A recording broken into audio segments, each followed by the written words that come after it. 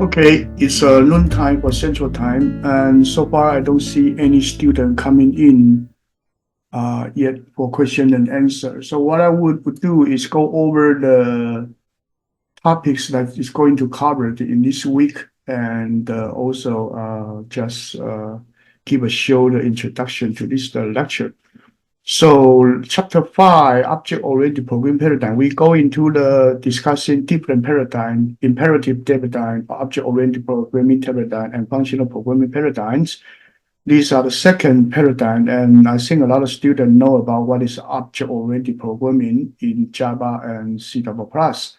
So here, this chapter, we emphasize on the use of the Python in object-oriented programming paradigm. So first, the overview of object-oriented programming paradigms.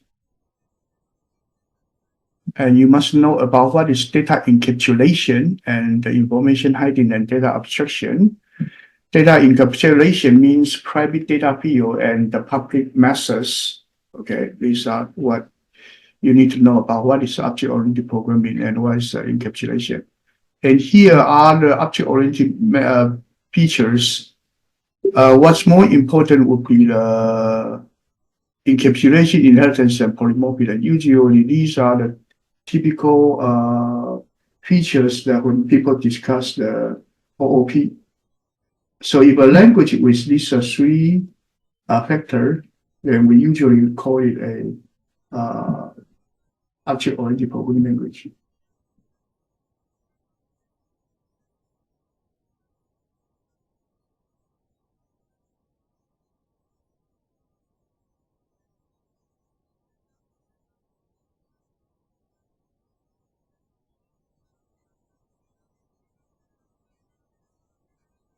Sorry, I'm responding to an email.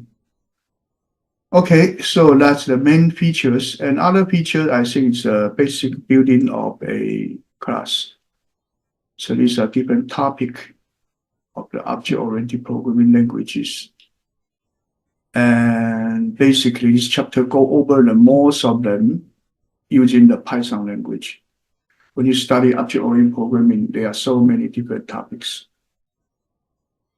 Okay, the history, we don't talk about it. And first thing is that you need to know about what is a class and object for a single class design.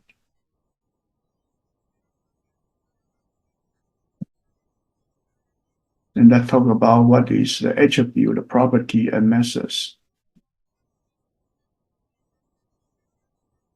And then you be leading to the multiple class to class relationship for object-oriented programming. So next one is class definition, how Python define a class. And then we use the atom and molecule class as an example.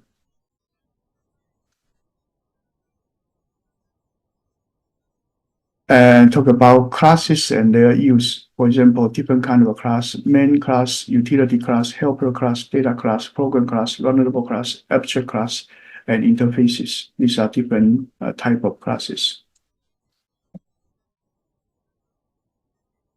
And the class variable versus the instance variable. That's the static variable versus the non-static object or instance variables. So here this is that, and then instance attributes, instance method, and instance values, and then class attributes for static one, and methods. And then talk about object instead of class. Class is the template of the object, but class is individual object data.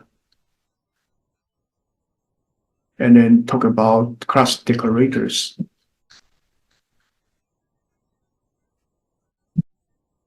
And then how to override the object methods.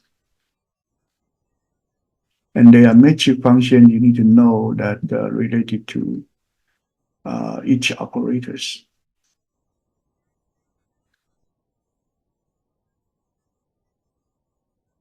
And that's about it for the chapter. Okay. Because no one show up, so this section is supposed to be a question and answer section, but if no one show up, I'm going to terminate this discussion now. Okay. And let me know if you have further question by email, by Facebook Messenger me, or by phone call. Either way, I will welcome. Okay. Thank you. See you next time.